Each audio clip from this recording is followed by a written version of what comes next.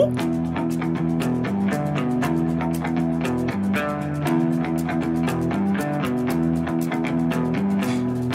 ain't tryna bring you down, but for real, you might as well give up now. Think you got a chance, but I don't see how. Got a real tight grip when I hold that crown. My life been good and bad and all around. The more things I lost, the more I found. One thing I taught myself to do, no matter the problem, refuse to lose. So, how you want it, man? You can choose. If you can't take the heat, don't light the fuse. See, I walk in slow and ignite the room. Like fire, everything I touch, I consume. I'm getting up while y'all just snooze. While you make breakfast, man, I'm on the move. I'm the first one in and the last one out. Whoever owns the place gotta drag me out.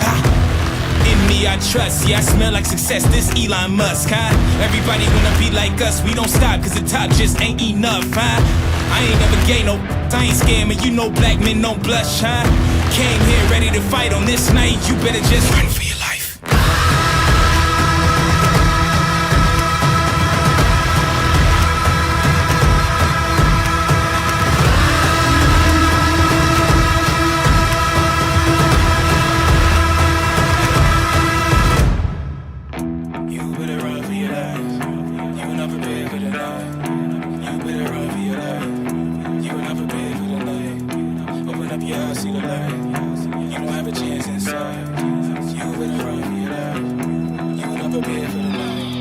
Won't you come and see what it's like, living by the rules that you write. You ain't all those lavish delights, now you had no back in sight. All the little lies you recite, just makes all the savage unite. Usually I'm very polite, but I'ma get savage tonight. Even when a dog being nice, every single dog gonna bite. You might think I'm wrong, but I'm right. Just let it get a strong appetite. I'ma let it breathe just a little, give it to you strong, heavy metal. I don't make a sound when I strike. You better just run for your life. Run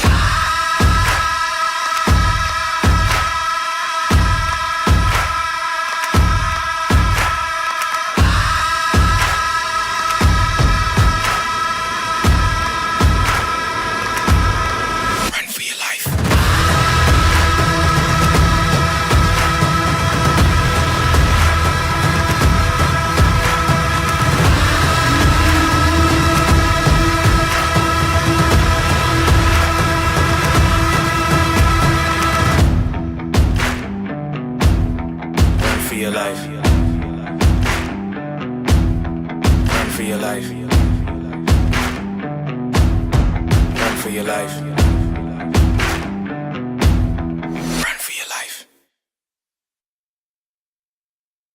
All right. Ladies and gentlemen, welcome to the Ward Radio live stream. I am your host, Cardinellis, and today I am joined in the studio by a killer cast. We got a lot of people here today. Just like the airlines oversell their tickets, I invited too many people, and they all showed up, which is awesome. In the studio today, we are joined by none other than Brittany the Shadow herself. What's going on, Brittany? As well as by Megan and Scott. What's going on, Megan and Scott? Back by popular demand. And via Zoom by none other than Brad Whitbeck and his baby. And by his baby, I mean his baby. What are you doing? Brad's doing women's work. You know what? The whole facade we've had on for 24 hours, you just destroyed it all, Brad. You're right. Thank Here, you. let me fix this. No. Everybody's like, see, we told you. It's called parent work, not women's work. Yeah, you know what's kind of funny is one of our buddies, he's a friend of mine, of course, so you know he's a jerk. But anyway, we were trying to plan what we're going to do as an elders quorum. Stop self-deprecating. I hate it when you do that. Okay, sorry, babe. So he's a friend of mine, so you know he's a chivalrous stud and magnanimous at heart. So anyway, we were talking about what we were going to plan to do for a fun elders quorum activity, go shooting, go do something like that. And then I can't remember what it was, but he had to pick one of the kids up from school and watch him for a while. And then he was like, but babe, I don't want to babysit. And she stops him right in the middle of the hallway so everybody could hear. It was hilarious. And she's like, I'll call him Jason. Jason, it's not babysitting. It's called parenting. And we're all like, oh! It was really funny. So anyway, Brad Whitbeck is here with his baby. And by his baby, we mean Riley Whitbeck and her beautiful child. And then we're also joined by Joy. What's up, Joy? How you doing? Hey. That was very measured, very demure, very. Oh, sorry. Very, Hey! very yay, rock on. I loved it. That was awesome. So anyway, yeah, dude, what a week. Pretty fun, huh? What'd you guys think of the video we dropped yesterday? We got half the crew here. What'd you guys think? How has the reviews been? Who wants to go first? Actually, first off, should we have Megan say what she thought? Because our audience doesn't know Megan very well yet. Sure. You know what, Megan? Welcome back to the channel. Thank you. I sent you this video and said, hey, we're getting a lot of comments on it. And it's not just this one. We're going to be talking about comments on a bunch of other videos and stuff like that. But what'd you think of our newfound ladies content? What'd you think? I was just so excited to be a woman, excited to be a member of the Church of Jesus Christ of Latter-day Saints, excited to know Brittany, excited to take notes. Like, it was so good on so many All right, different we're ready to levels. get baptized. We're ready to get baptized. All right, just don't worry. We're there. We're with you. No, I'm just kidding. All right, cool, sick. Do you have any favorite parts before we just, throw to the audience and see what's going on? I was just really thankful that all of the women were pro-men and pro-women and pro-God. It was just refreshing. You don't have to choose one team. It was great. All right, sick. Awesome. Okay. Wait, can I say something real Yeah, quick? say something, bro. My favorite line was from Brittany, Ooh. and it was, "We are vessels." Portals from heaven to earth. Portals. We're the. Yeah. Can you say that line again? I could if I remembered exactly what I said, I was kind of a deer in the headlights for a lot of that episode. It was such a beautiful line. I told Carden, portals from heaven to earth. We took notes. Oh, Really, really good. good. All I'm right. glad. Rock on. Well, thank you. So anyway, I just realized if there's any question that we're doing this live, I realized Oh, my that, TV's not on. that your TV's not on, and I'm going to have to fix that in real time. But unfortunately, I can't get it behind you and around you, so I'll have to pass you this. But anyway, Okay. so we're moving on. As everybody's coming into the chat, just want to give you a little reminder here to please like the stream as everybody gathers in. Make sure that you say hi to everybody in the chat. Let's get the algorithm going. Also, please like the stream on your way in. And if you haven't had a chance yet to subscribe, please let this be the day that we earn your subscription. So, girls on the video yesterday. First, I want to know, how's your past 24 hours been? How do you feel the response has been to our video? And most importantly, what are we going to name it? We threw out a poll to our audience, to our friends and family, and we asked, should it be Latter-day Ladies? Should it be WardRadio Warrior Priestesses in the Wigwam? Should it be WardRadio Women, which just sounds so banal and normal? Before we get to the super chats, I want to know what you thought, what the reviews have been, and what we should call it. Clockwise first. Riley, go. What should we call it? Well, yeah, and like, what'd you think? How's the past 24 hours been? What the response from friends, Gotcha. family?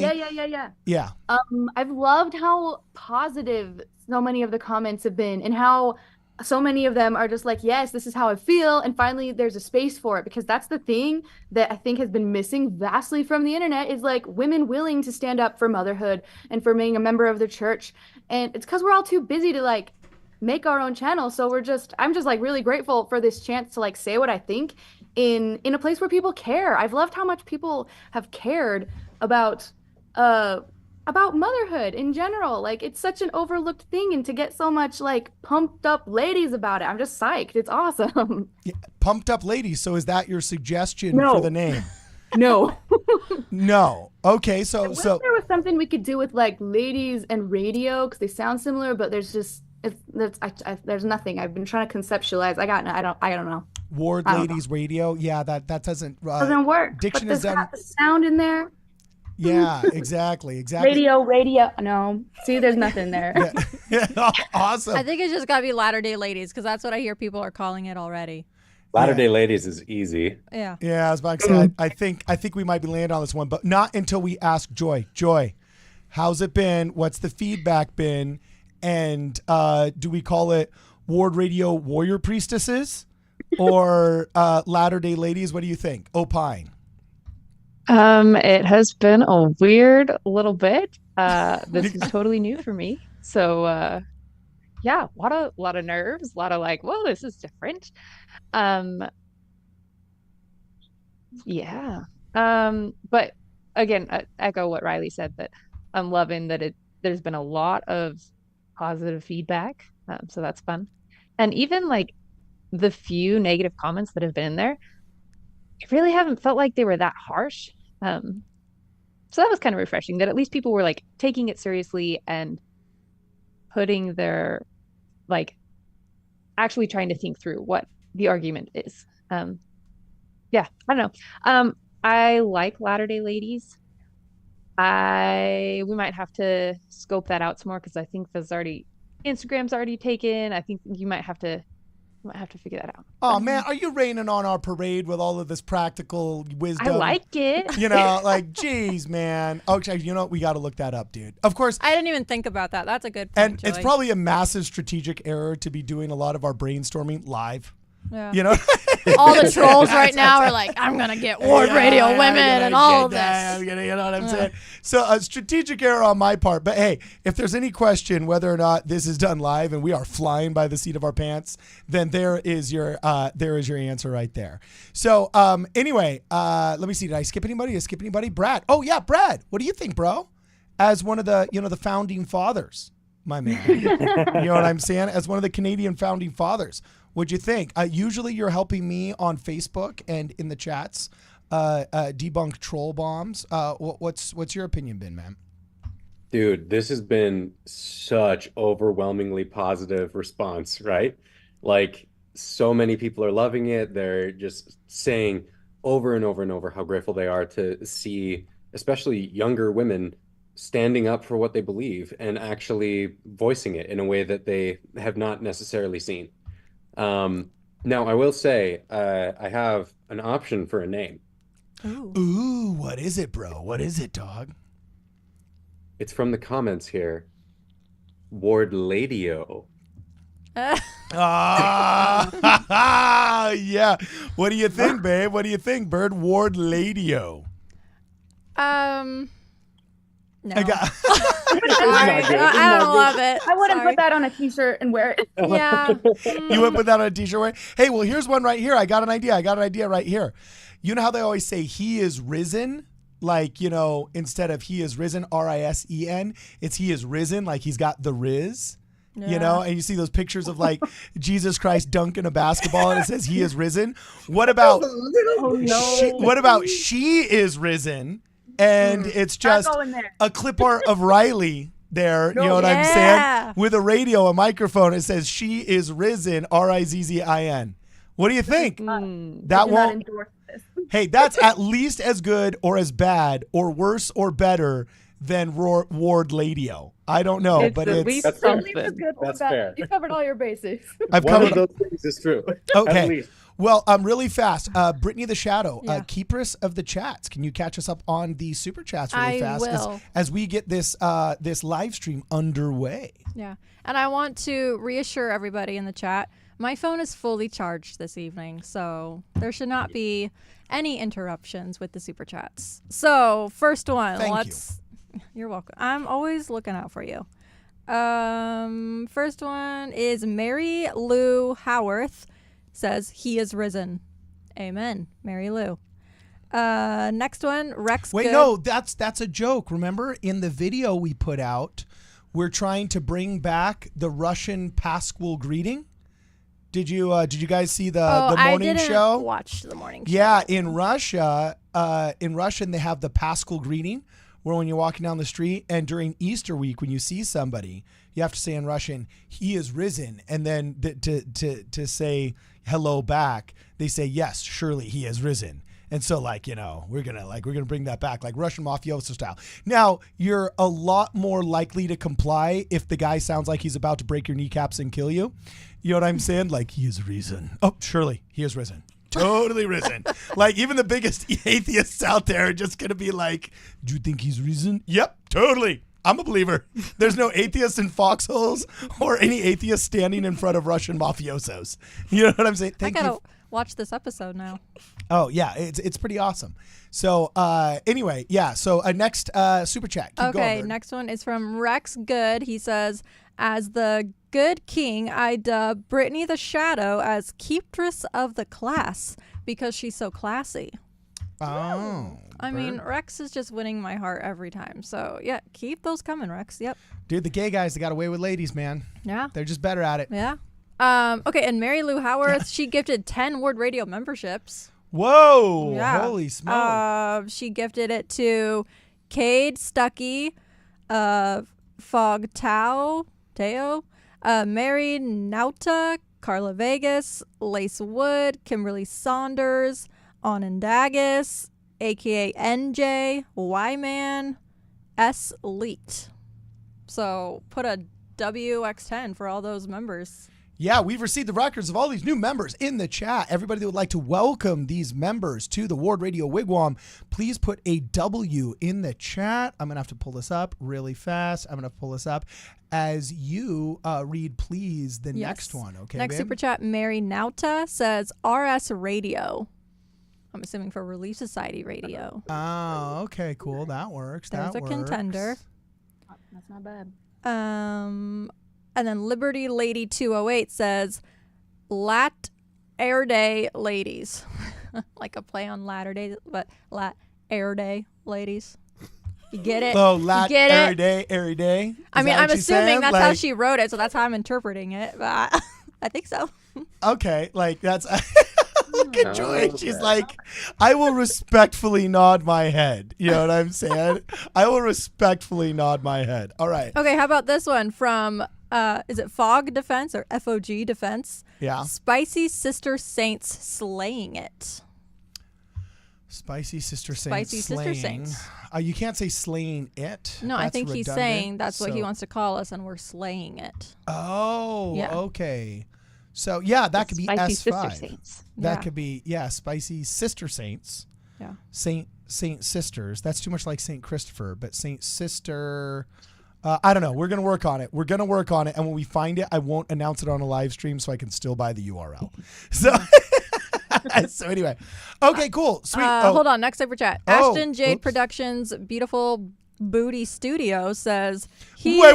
What? I think it's as in like boudoir, but it came out booty, but she didn't write it like a booty. She wrote it like BOUDIE, and I just read it and didn't realize. Okay. So Yeah. sorry about that one. Oh, she says he is risen and something about Shark Week. Okay. Yeah. No. That's your morning That show? was a morning show. Brad, you weren't present in the recording of that one, but I pulled up the meme where the whiner is saying, actually, Christmas used to be whatever, and then the didn't start out as like Christmas week or whatever, and then the Orthodox Chad priest is like, you better not complain or else we're gonna take Toyotathon too. And then the guy's like, no. He's like, yep, nope, now Shark Week. Shark Week is a week-long Christian festival, right?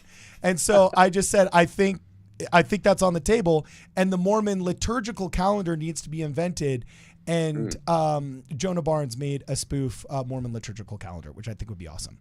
So nice. Anyway, unfortunately, the other day we didn't have what's it called? We didn't have a chance to finish all of the clips and the views, and I thought we also didn't have a chance to introduce our audience to Megan, who's a super cool girl that's come on the show before. She was gonna show up that day, but ended up having a lot of craziness happen, so wasn't able to make it.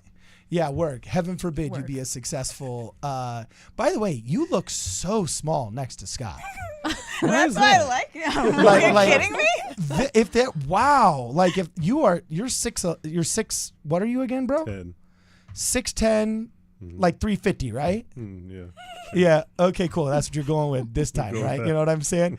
That you are not short, Megan, but he looks like he kidnapped you. Do you ever have DCFS come up to you in the mall on a date or something like that and just be like, blink if you're under duress, Megan. Blink. 100%, and I love it. Oh, yeah. That's awesome. That's awesome. Also, if the people in the chat, if they don't know Megan's conversion story, you should go back. Was it a live stream or was it an episode that we did with you, Megan? It was a live It was stream. a live stream. You should go back and watch look, it and just- listen to her story. Well, this is a live stream and it's super fun. So, Megan, why don't you give us the Reader's Digest version here? Oh, that's true. Because I'm pulling up a couple of clips right here for Riley and Joy and Brittany and Megan and everything like that. We're going to go over a couple of fun clips we didn't get to cover the other day. Everybody's going to have to opine. I'm going to pull up some comments from some of these videos and some really just pretty messages that people have sent us in general. It's kind of a fun, casual stream today. We're going to be responding to some super chats. So while I'm pulling some of this stuff up, why don't you literally just give us a brief history of you and your conversion story and how you dragged Scott kicking and screaming into the gospel. Okay. And so on and so forth. And then we'll start just having fun, responding to comments, and making good on the promise that we made 21 minutes ago. So, all right, go for it. Sounds great. Hi, everybody. My name is Megan. I'm 41. I like long walks on the beach. And Are you a Sagittarious too? I'm a Virgo. My favorite color is pink. I'm a Sagittarius. She's a Virgo. Yeah. So I was raised Catholic, went to all-girl Catholic high school. I went to law school, and I was having a horrific time. I hated every second of it. There was one girl who was ridiculously upbeat. I asked her what her secret was. She said she went to church. I rolled my eyes, and she gave me a Book of Mormon. Tough read. I ended up getting through it. Investigated on and off for 8 years, and heard a talk about the gift of the Holy Ghost. And to say it changed my life is an understatement. I really wanted that extra power, that extra companionship. So I got baptized on my 33rd birthday. Fast forward, I was actually, I was married. I got sealed in the temple. My Catholic family had to wait outside. 9 months into that, I realized I didn't want to stay with him for eternity. We broke up. He started acting up. I called Scott, who I dated 12 years ago. Yeah. Here we are. And Well, now you didn't add all of that the first time you talked. Holy Surprise! smoke, girlfriend. Surprise. Yes, I was sealed for all time in eternity, and then realized I made a massive mistake, and God didn't want me to suffer for all time in eternity, so I got divorced. Oh, savage. Jeez Louise. You didn't just dump him. You just dumped him for eternity. You know what I'm saying? Wow. I feel like I just participated in that early 2000s show where they like catch men cheating on the girlfriends and like the camera crew comes in and like ambushes the guy. And too many of them were authentic looking for me to think that it was effectively faked, you know? And now I know how those producers feel. Just like watching a train wreck happen in real time in front of their faces and not being able to stop it. But yeah, that was amazing. So anyway, you're smart, you're intelligent, you're beautiful, and Okay, wait, articulate. she was in the middle. And then she called Scott. Oh yeah, yeah. And then what happened? Did Scott beat him up? What? No. Contention is of the devil. That's You know that Russian mob guy you were talking about earlier? Yeah, for real. What? Yeah. He came in. Okay, that's cool. Yeah. All right. Wow, dude. An eclectic crew. You know what I'm saying? An eclectic crew.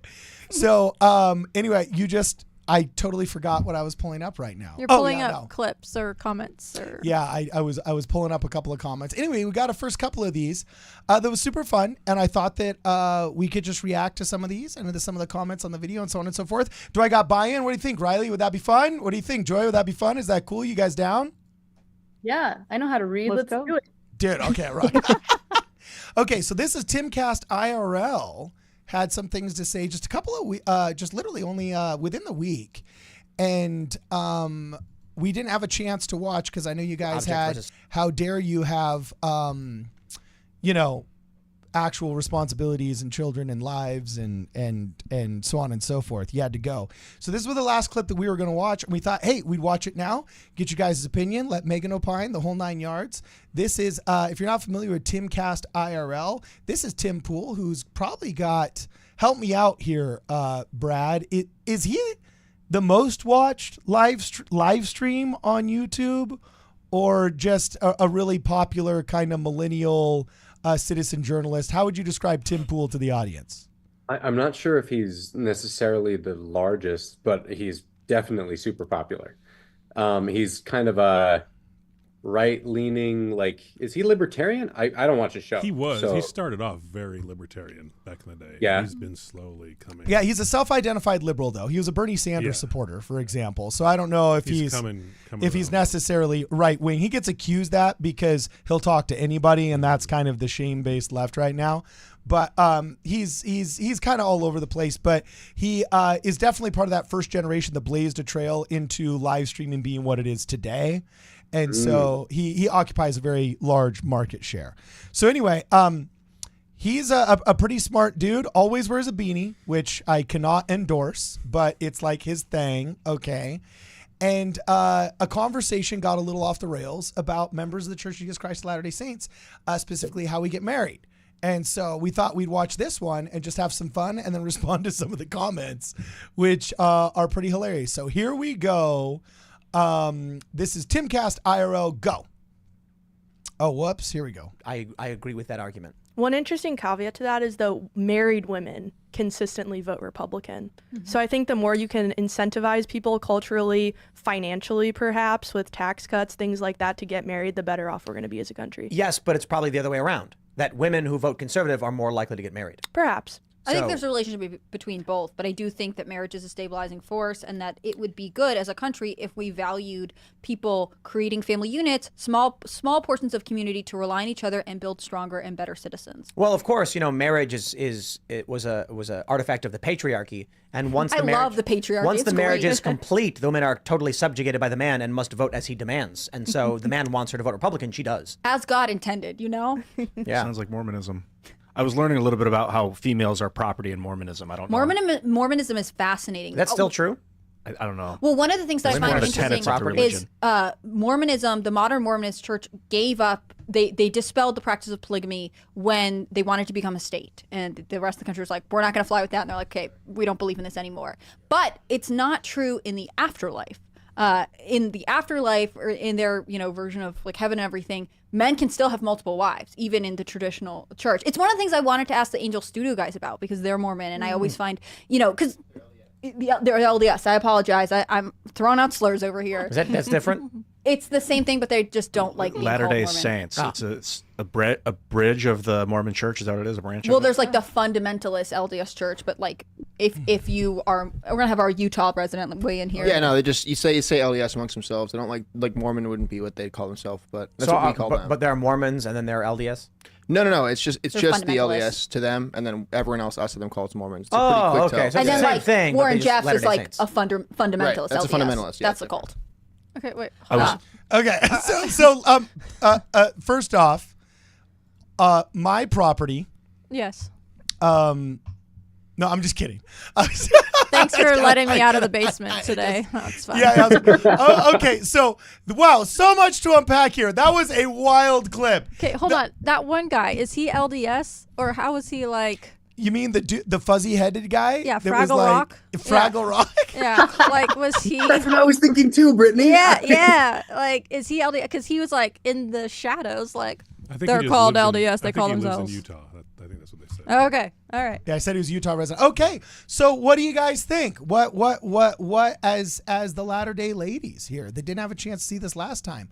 It's kind of odd. This is the uphill battle we fight, and obviously this is an argument for ignorance. They didn't seem to have any kind of malice. They're just shooting from the hip with what they thought they knew. So we're not going to put these people on blast. But what did you think? Who wants to go first? I'll jump in. Okay, go, Joy.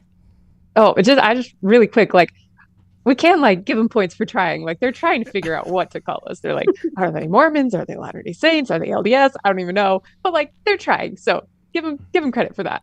I was gonna say, like, how is there so many like why do we have to keep debunking like the most stupidest lies that are told about us like over and over and over again? Like, we are property. Excuse me. Like, we like what else did they? Oh, like LDS is a branch of Mormonism. Like, they can't even get our name right. So I literally like I can't trust what they're saying if you can't even get our name right. Say our name. Oh.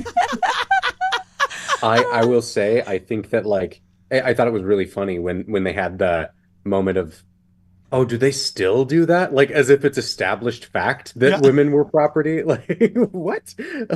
Where is this coming from? Yeah, I think it's a little bit, wait, permission to speak, husband. Oh, granted. Yes. Thank you.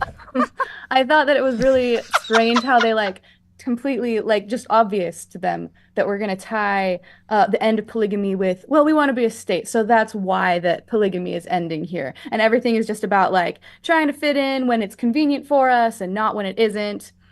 And I mean, to be fair, I too have some questions about eternity and polygamy. I do wonder why certain rules apply to men that don't apply to women. I wonder about that a little bit, but Yeah.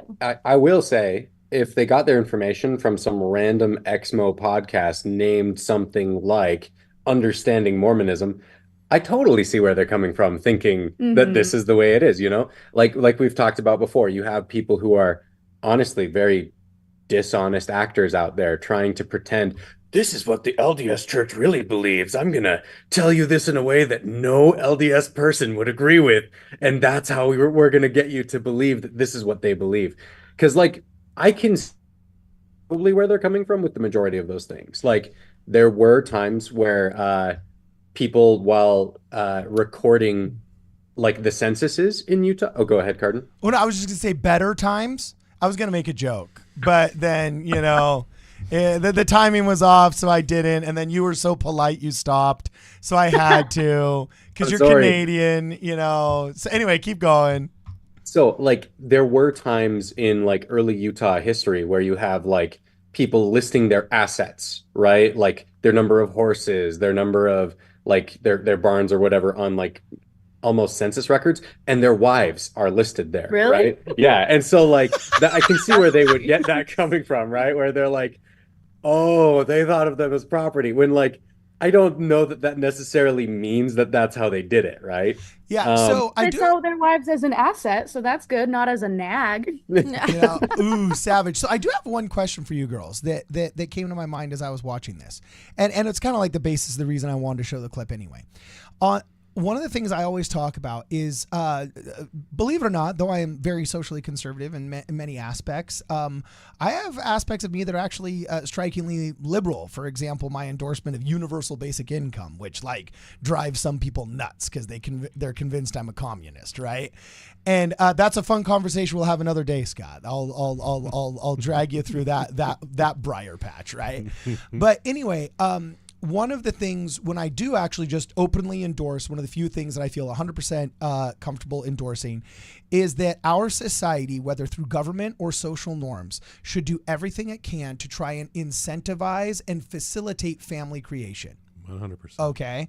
And so that I will use whatever influence and power I have to try and help young men who I can influence see the value of marriage and engage in it with my wife, hopefully be a good example of marriage to inspire others to engage in it and so on and so forth.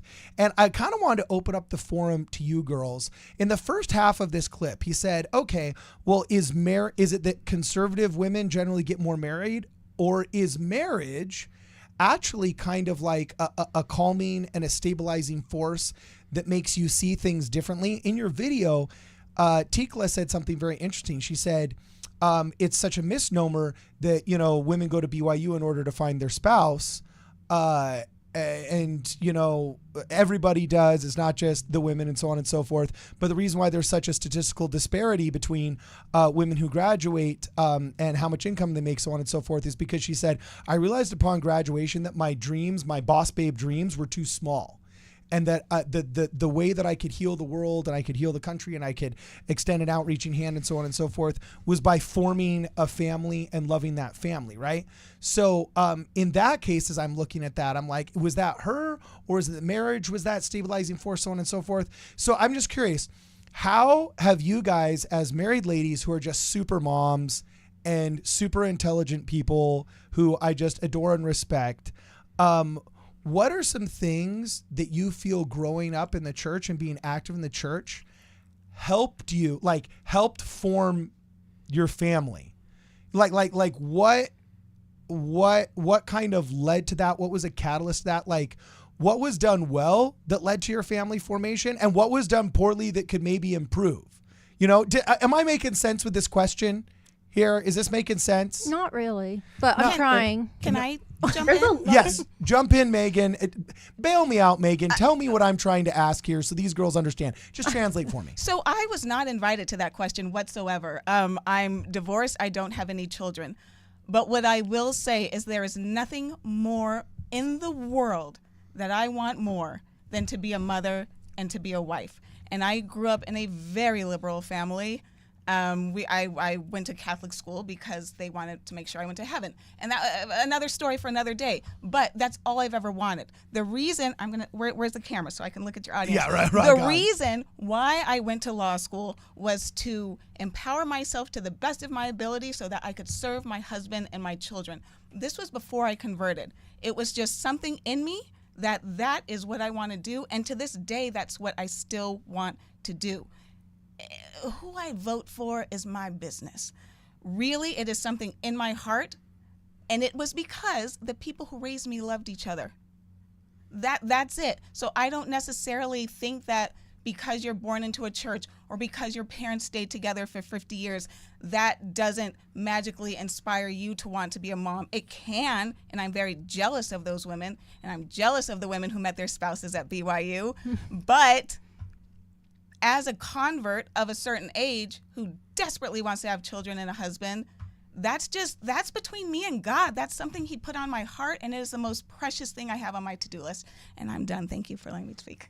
No, that's also actually really quick follow-up is what, like, Tikla mentioned something where she had her 4 theories about why there's so much talk about females wanting the priesthood and so on and so forth. And she said something about lost instinct, how and all the ladies. I saw Joy mirror this. I saw Riley mirror this, say that, they were frustrated that like Tikla said, the church is the only place where I'm venerated as a mother. Everywhere else, it's neutral or negative. What are some things we can do in the church to encourage more of this? Because, like, we're commanded to, mourn with those that mourn and comfort those that stand in need of comfort, and to be the salt that makes so the whole plate has its savor, right? So what can we do as members of the church to make all of the ladies in our faith kind of become participants, like see the vision, catch the drift? Do you get what I'm asking here? Like, what can we do to spread that inspiration? What has helped that you have seen? Because you're dating, you're in that phase right now, and so on and so forth. Like, what can we do to actually inspire more people to want that? Because I feel like the world not vilifies it maybe, but makes it a second-class character trait instead of a first-class character trait. What can we do to reestablish it as a first-class character trait? Does that make sense? It does. But first I want to clarify. I'm kind of done dating. Like, hopefully the next time I'm invited, I have an engagement ring. Oh, but, I'm just saying. No pressure. I'm just saying. Like, no pressure, dog. You asked to show up. You're screwed, man. That's on freaking national live stream. I wouldn't really say I'm on the market. But to your real question, that's one of the main reasons I converted, because the Church of Jesus Christ of Latter-day Saints, in my mind, celebrates the family, and they celebrate the kids in the pews eating their snacks and crying. They celebrate the mom staying at home. I love it. I'm almost tearing up, but I have too much makeup on. I love it. I love it. And what goes on behind the scenes, I'm not quite sure, but I love the fact that women are celebrated as mothers and as wives. That's why I rushed into being sealed, because I felt like that was my answer. I needed to be sealed, and I needed to start having children immediately. But the reason why that didn't work out is because I am so excited to meet my spirit babies that I knew that I didn't want them to be born into a relationship like that. Like, that's how seriously I take this.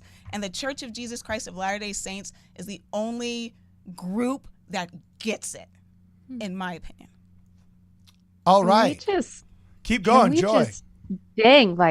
Appreciate Megan right here. Thanks. That, like, I don't know, the amount of faith that you have is beautiful, because you're holding up this ideal. You're holding up this beautiful ideal of motherhood and of family, even though that sounds like you've had a rough go of it. And I love that. Thank you. That you can keep that perspective. Thank you for saying that. All right, so address this whole property thing, Joy, and what went well in your growing up in the church, and what you think we got to keep doing to help others enjoy the blessings that you have had of being Luke's better half. Wow, that's a loaded question. Okay, honestly, when you were talking about property, and Brad talked about the the dude in Utah that might have written down his wives. I'm just picturing like this kind of freaked out, like, oh no, I've got to write this down for the government. What do I write down? Like all of the great things that I have. My wife is great. Like, I don't know, just the way that we fill out government forms is kind of funny to me. Oh, that's pretty hilarious. So it was under duress. You know, there's an IRS guy counting, and he's like, hey, you know, I think I see a 7 behind the bushes there. Is there another one in the outhouse? Is there another one in the outhouse? Yeah. It might have been like regular for the country at the time. I can't remember if that was the case or not, you know? Like if the Mormons should be receiving all the heat. Yeah. Yeah, that's true. Okay, well, we can finish the rest of the clip here really fast and see what they got to say. Really quick, I want to say something about something you said a long time ago. I don't remember exactly what, but something came to mind. When I'd first gotten on my mission, and I had just barely gotten in the field, and it was my first week in the field, and I was like going through this major shock of how hard it was and how stressful it was. And I remember going to, because I was serving in an area that had the MTC on its property in the area, in the country I was. And so I went back to the MTC and I like knocked on the door and I asked to talk to the MTC president because I'd gotten pretty close to him and his wife. And so I asked for a little interview. They brought me in and he asked me a question and he said, why did you come on your mission? And I was like, because my family needs blessings. And he said, that's a good reason to come, but that is not a good reason to stay.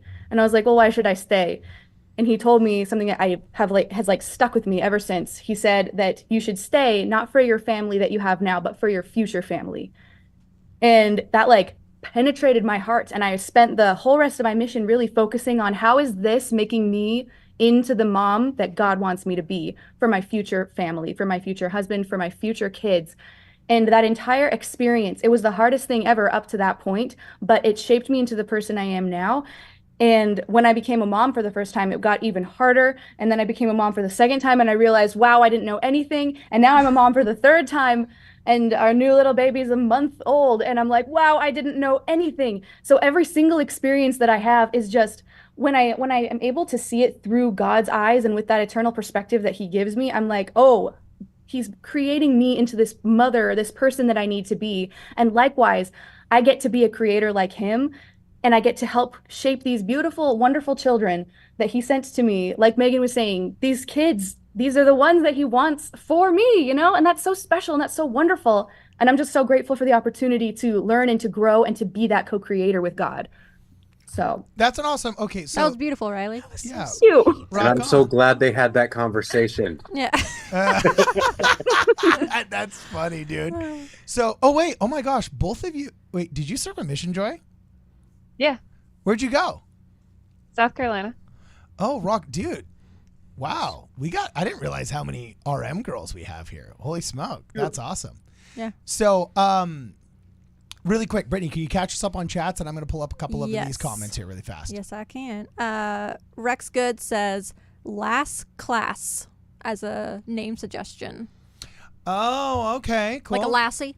Okay, very Scottish. Very Scottish. Okay, rock on. That'll work. Okay, I don't know if it's FOG defense or FOG defense. He says "Mothers in Zion." Okay, that's cool. Another name contender.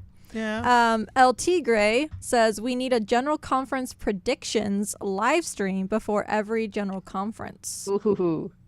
Remember we did that temple prediction one? Oh, dude, that's true. That was cool. Okay, cool. Keep going. Okay, Nicole Terry says I dumped Timcast IRL for WardRadio. Y'all are way cooler. Oh, I thank you very Well, much. thanks. Thank you very much. I dig. Keep going. Okay, hold on. I'm scrolling. Noah Bergevin says, ladies, what does it mean to you to be a nurturer of your family, and how does that differ from how our culture defines the role of a woman/mother? Ooh, that's interesting. That's a good question. Reread that question, and Joy will go first, then Megan will go. Okay. And then Riley can go, and then I have another question that's pretty cool as well. So here, and Joy. then I cannot opine. Well, as my as my property. Shh. Okay, get back to the question. Okay, so Noah asks, what does it mean to you to be a nurturer of your family?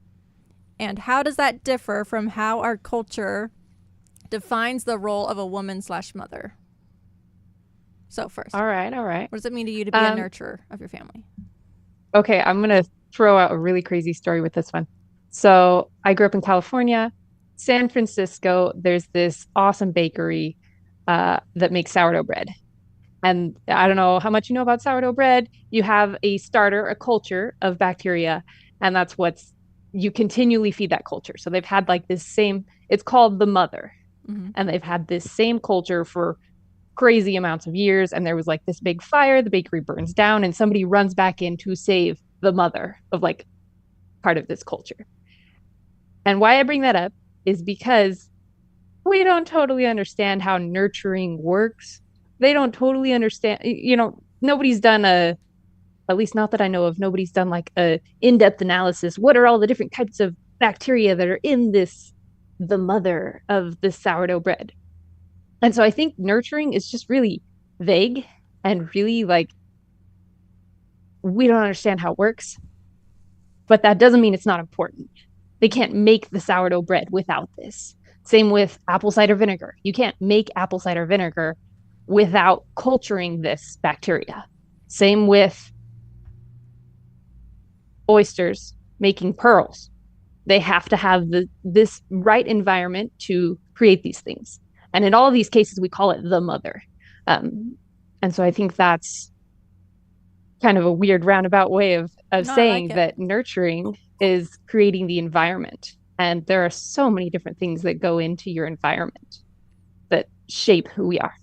Dude, I was just thinking, no wonder Joy's so toned and athletic and like in better health than me. She's talking about sourdough bread, which doesn't have all the inflammatory elements and all of the, what's that G word that the hipsters try and avoid? Gluten. You know what I'm saying? And then she's talking about apple cider vinegar, great for the stomach and the digestive system. You know what I'm saying? Like, so here I am chugging literally soda while I'm eating like, Carl's Jr. And then I got her bragging about how she's making sourdough and her own I do like making sourdough bread. Yeah. I am a little bit crunchy, a little bit of a wellness freak. Okay, Riley, give your answer. Teach me how to make it. Do you got an answer for this one, Riley? You skipping? What's going on? I missed the original question, but I'm guessing it's something about what is nurturing. Yeah, what does it mean to be a nurturer of your family? Okay, I think. Okay, this might not be very well worded, but something that I think is really important is kind of what Joy was saying, that there's not a one size fits all. There's not one specific definition of how nurturing works. But I think that something that I think is important is ensuring that the people that you're taking care of them physically, mentally, and spiritually. That you're making sure that all three of those things are in balance for these people. I know that for me, I get really distracted because I like to write. And so sometimes I'll like make my kids go play in the corner while I work on writing and stuff. And then they'll suddenly get really grumpy. And I'll realize, oh, it's because I'm kind of neglecting their little spirits, their little minds they need their mom for a minute. And so I'll have to like readjust and reassess and make sure that I'm tending to those needs of my sweet little kids in all three of the ways. They need physical nourishment, they need mental nourishment, and they need spiritual nourishment. And I think being aware of those things is part of nurturing. Yeah. Cool. And sometimes they need it from their father. So we got yeah. So true. Boom shakalaka. So yeah, I would just echo what you both said. I think nurturing, it's not a one size fits all. I think it's very specific to the children that you have.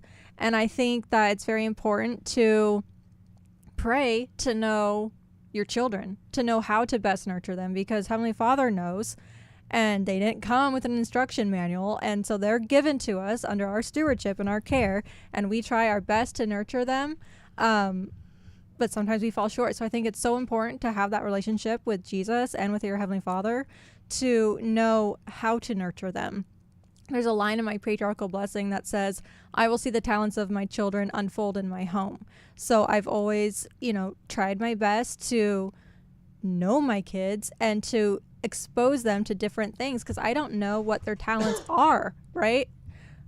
I don't have a crystal ball. I don't know what they're going to do in life, but I'm trying my best to nurture them, to have that environment like Joy was speaking of, to foster the creativity, to foster academics, whatever it is. I'm creating that and making them feel safe and comfortable and loved.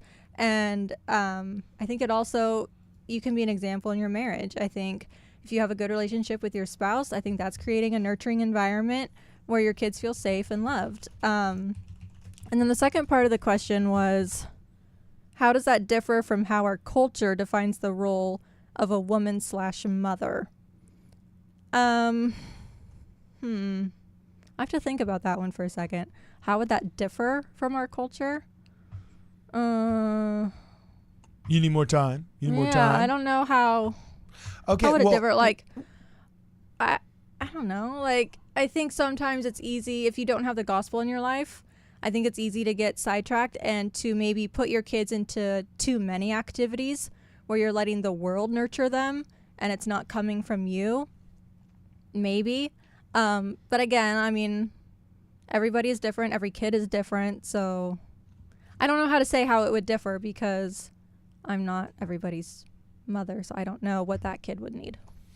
Okay. Sorry, that probably wasn't a very good answer. No, it's all good. We got everybody's in the chat now. Everybody's here. The live stream is finally taking off. It takes like 20 or 30 minutes for everybody to get in and so on and so forth. So I save some of my better questions, or not mine, but some of the better ones that I see for kind of the middle of the live stream. And overwhelmingly, the comments were amazing here. I'm seeing just, I'm going to go to literally top right here. And I'm just going to read a couple here. Great job, sisters. Great job. Hurrah for the women of Israel. Yes, yes, more of this.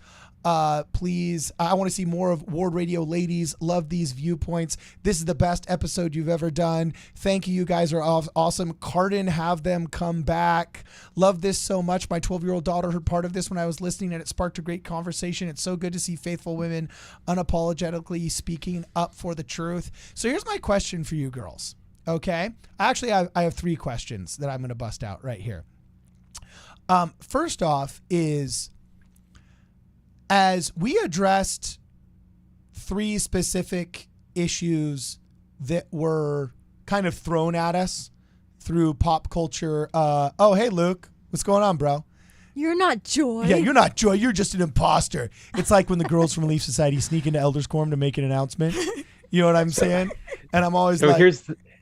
Here's the thing. The great thing about mothers, or maybe it's a curse sometimes, but when the babies wake up, they only want mom. Oh, dude, so I feel my you. efforts were not good, so she's gone over there and I'm taking her place. It's all right. It's all right, Doc. So we can just ask this really fast. Brittany's got can mention this and Riley can, but I'm curious.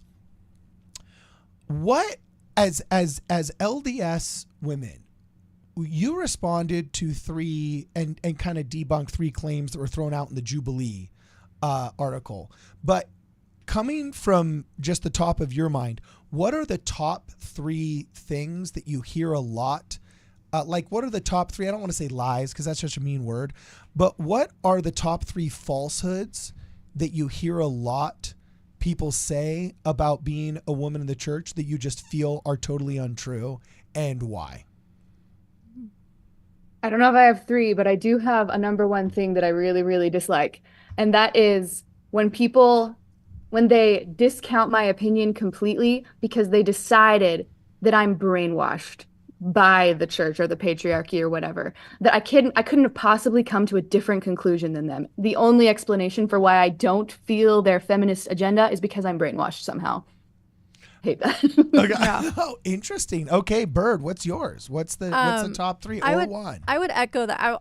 I'll say mine, but I'll echo what Riley said. So I find it very interesting, right? I think with that video, no matter what we say, there's going to be people that disagree because we could say anything and they're going to disagree, right? Because they have this idea, this mindset that we are wrong, that we are brainwashed, that we can't think for ourselves because we grew up under the patriarchy of the great and abominable Church of Jesus Christ of Latter-day Saints, right? And it was interesting in the comments as I was just kind of going through a lot of the negative comments, and it was the small minority, but the small minority of those negative comments, most of them were from men saying that we were wrong. And I was just like, that is very ironic. Like, I'm here as a woman telling you my experience in the church, and you, a man, are telling me I'm wrong, saying that I'm oppressed. And it was just, that was baffling to me, and it made me laugh. So that was funny. Another thing. By the way, while she's thinking of that up, Luke, I just got to say, bro, we got to work on your baby game. because Brad's been off screen for a solid 15 minutes right now. He's been keeping Riley's kids quiet, far longer. The first time she woke up, I calmed her down. Okay. The second time, not so much. By the way, I used up my one free pass. And I will say this. This baby just likes me for some reason. The other two, I thought they loved me. Turns out. This one's a daddy's girl for sure. It's the prominent eyebrows. So we'll see. It's the prominent eyebrows. If we can put some eyebrow colorant The contrast is what he likes, yeah. Okay, so we'll wait for Joy to get back for hers. But then I also had a question. What is the best part you think about being a woman in the Church of Jesus Christ of Latter-day Saints? What's the worst part? Oh. So best part and worst part. So what's the best part about being a woman in the Church of Jesus Christ of Latter-day Saints? And what's like the worst part, most annoying part? Okay, the best part is I can literally just show up and I'm celebrated because I'm very much celebrated as a woman in the church. And I love that. I think men, I think you actually get more of the harsher talks. I think women, we're constantly praised and we're constantly told how great we are. So I like that. I like being a woman. I feel like I get preferential treatment for being a woman. Really? So that's cool. Okay, so Megan, what's your favorite part and your least favorite part? Do you have a least favorite part, babe, before I skip to Megan? My least favorite part? I feel better that you're thinking about that. Yeah, I'm like, I can't really think of anything too negative. Okay, great. We can move on. Let me stew on this. Go to I don't know Megan if I just and Riley created a about their monster. best. I don't know if I just created a monster. No, I'm going to think of something. Hold on. You're going to think of something? Yeah. Okay, cool. Megan, what's the best part about being a woman in the Church of Jesus Christ of Latter-day Saints? I agree with Brittany. I really feel celebrated the second I walk in. I have this little crew of toddlers that just really think I'm cool. And their parents sometimes will defer to me to help with meltdowns. And it's just very ironic, as someone who doesn't have children but desperately wants them, I get to be all these kids' mom for a period of time. And I genuinely love them like they're my own. And it's just a really magical experience that is my calling. That's part of the reason why I go to church on Sunday, is to teach 3-year-olds about Jesus.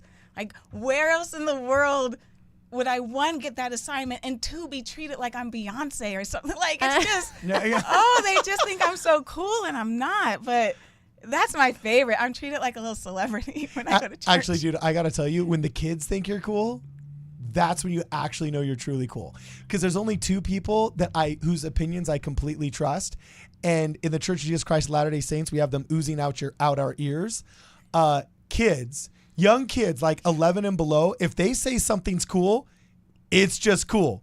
So if they ever say like, yo, brother Ellis, man, yeah, that was cool, man. That was cool. Then I'm like, yeah, dude, I'm on cloud 9 because the kids think it's cool, right? Yes. And you know who the other group is? Old men and old ladies. Yes. They don't give a crap. That old dude that will wear that horribly distasteful Speedo to the pool and not give a crap because he dragged his friends out of Nam and he's seen things. You know what I'm saying? That brother, when he says like, yeah, that was cool, brother. It's like, yes, I've made it. You know what I'm saying? And that old woman that does not give a crap. Like, she does not give a crap because she's raised 5 kids. Yes. 2 of them were criminals. 3 of them were successes. No, I'm just kidding. But like, that woman that's been to hell and back and still survived, she doesn't give a crap. She will tell you exactly what she thinks. And if you can impress them, it's cloud 9. It's awesome. Amen. When those people tell you at the drinking fountain that you did a good job on your talk, you know you did a good job on your talk. Yep. All right. And then Riley, what was your favorite part? Really quick, I want to comment on the kids, because when me and Brad were deciding what book cover we wanted to do, I actually brought our 4 options to my class of CTR 7s, and I showed them all 4 options, and I was like, hey guys, which cover should we go with? And they all unanimously were like, that one, that's the one. Brad just brought it over. This is the one they picked, so that's the one we went with. Nice. They can't lie. That is so funny. Okay. I have some other questions, and Joy isn't back yet. So Wait, I want to say my favorite thing and my least favorite thing. Oh, sorry. I thought I'd asked you that. Yes, keep going. It's okay. My favorite thing about being a woman in the church is just the confidence in my identity. And President Nelson has talked about this a lot lately, about how our identity should first be child of God. And I love being like the way I was raised. I had such a wonderful mother. She was so confident in her identity as a daughter of God. And that filtered down to me and my sisters. I have some amazing sisters. Like, we are so strong. We're not going anywhere. And it's because the church just is such a great environment when it's done right. It's such a great environment to foster a strong sense of identity. And that's what kids are losing out on today in the world a lot. So grateful for that. Okay, rock on. What's your least favorite part? Least favorite part? I don't know. I had one, but I forgot it. And so it must Nylons on your mission? Did you still have that No, that's crappy not rule? a thing. That wasn't a thing. That wasn't a thing? That's somebody said that in like the last live streamer podcast. I don't remember what I it said it was. used to be a thing, but I think it's gone away now. Oh, okay. That was a good choice. Yeah. When I'm mission president, Louboutins for every sister missionary. Oh boy. Yeah, dude. Boom, shakalaka. There will be a $3,000 budget, 2 of them per year, 18 months, $4,500. You know what I'm saying? See, Megan's nodding her head to that. Yeah. She's got it. Carden. She's got it down. Yeah, Brittany. Okay, I thought of my least favorite thing. It's not really like a woman thing, but it's probably what a woman would notice. So does that count? The weird, really rough fabric that's underneath that strip of wood in the I was hallways. just going to say the entire interior design of our churches. Like, can we please? Like, a man was in charge of that. Like, let me in there. Like, we're going to get some new, like, why is there carpet on the walls? I don't know. Okay. Why is there cinder blocks? Okay. I don't know. Why is it all drab paint? Why is it the most heinous looking couches we could find? Like, why can't we have like some stained glass, some like really pretty, really ornate things? I know we shouldn't think that, and you know, but come on. I don't know. Okay. I agree. This was actually the episode that we're going to release soon here. Nice. Oh, what was how? Well, say what was it, bro? Just refresh my memory. Just basically that we should have more aesthetics, both in worship and in structures and buildings. Okay, cool. Rock on. I dig. We got all the bros back, dude. We got all Like the Wayfarer Chapel, dude. Look up the Wayfarer Chapel. We've been That there. Swedenborgian one. Yes. That one's chapel. Carden, that's the one in, is it Palos Verdes? Yeah, and then I've got It's beautiful. I'm going to pull this up, and then I got a practical question for Joy and Riley and you. We're going to solve world problems here in real time, so hopefully that baby knocks out. If not, dude, melatonin, 50 milligrams. I know it's an adult dose, but no, I'm totally just kidding. No, we don't tried take that. don't take. That's not medical advice. No. Luke? We tried a very, very small dose, put him to sleep, but then he would just wake up so angry. So we stopped that. Oh, really? A while ago. Yeah. Yeah. Yep. Well, there. What was that? And I will note for the record, she's still crying. So it wasn't a dad thing. Just no matter what parent it is, she's just in the mood to be angry about something. Luke, do you guys have a yoga ball? Not blown up. No. A yoga ball will change your life. You bounce the baby they on are that. nice. Helps a ton. Especially when they're small. But Also- I do want to broaden this perspective when we're talking about what we like and don't like as women at church to looking outside the church. The Catholic Church, the priest is the one that gives the homily. So that's like a dude every time giving the talks in church. Many Christian churches, especially the conservative ones that actually are trying to hold the values and stuff like that, are getting this idea from the Bible from Paul that women shouldn't speak in churches. So it's very common to only have men pastors, and only men pastors are the ones that teach other people. I think maybe we have stuff that other people don't have, and we don't even think to be happy. If you are going to look at it from a power perspective, the power of being assigned on a 50-50 ratio to get up and speak in front of the audience and to instruct them is a power that we give basically equally to men and women. That's not the case in many other churches today. So just putting that out there as a broadened perspective on the world. Okay, cool. Well, while we're waiting for the girls to get back really fast, I am going to be putting this up on the screen. Here is the Wayfarers Chapel. Isn't it beautiful? Me and Brittany. I stood in there, and it was breathtaking. You're one with nature and in a building, and it's very spiritual. It was beautiful.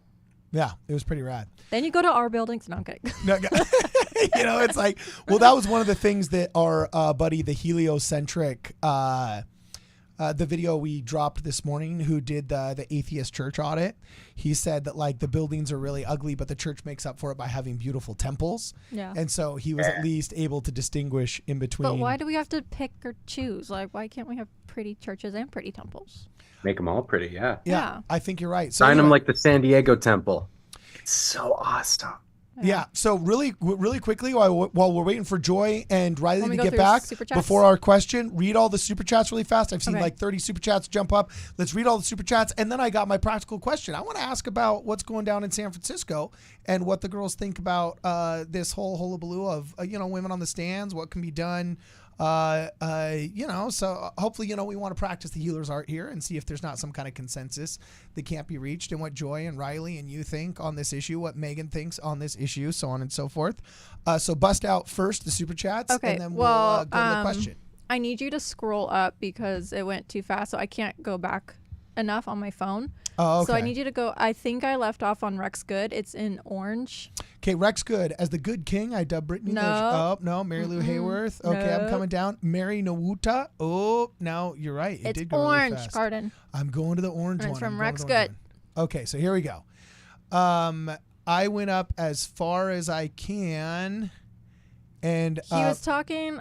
Sorry, Rex. I'll paraphrase what you were saying because I did read it. That as a young, you were like, as a young gay man, the most important thing you wanted was to be a husband and dad, and now it makes you sad that it seems like the young men now have kind of lost that desire. I hope I paraphrased that well. I'll try and find your chat so I can read it in your own words. But he just kind of was like, what happened? Like, why do the young men no longer have that desire to be married and to have kids? Guys, what do you think? Brad, Luke, in response to Rex Good's question. That's easy. Oh, That's- Scott. That's the easiest Yeah, question. Scott's got anyone's this. asked. Hit it. It's porn on your cell phone. Oh, you think And so? video It's weed culture, porn, rap, nonsense, living like slobs. That's what it is, and Hey. that's celebrated by Hollywood, by music, rap, everything. That's the way to be cool. Now, how much of that do you think is a coping mechanism for an underlying problem? To me, I feel like intergender relationships have been absolutely destroyed by 50 years of feminism and just the vilification of men and so on and so forth. And young men aren't stupid. I was a seminary teacher. I was a Cub Scout and a Boy Scout, a volunteer and leader and so on and so forth. And young men are really good at doing an instantaneous risk-reward relationship.